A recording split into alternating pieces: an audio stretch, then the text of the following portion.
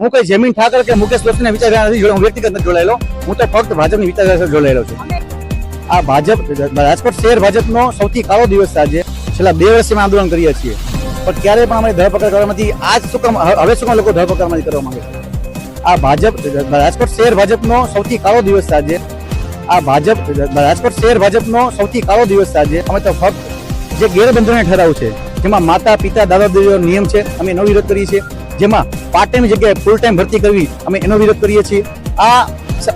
આજે આજનો દિવસ છે એ ભારતીય જનતા પાર્ટીના માટે પણ, સામાન્ય વર્ગ માટે પણ, સામાન્ય લોકો માટે પણ, અને ભારતીય જનતા પાર્ટીના જેટલા પણ રાજકોટ શહેરના કાર્યકર્તા એની માટે પણ શીખવાનો દિવસ છે. અમે ભાજપમાં જ રહીને ભાજપનો વિરોધ કરીને, કારણ કે અમારે 20 વર્ષનો અમારો ભોગ છે.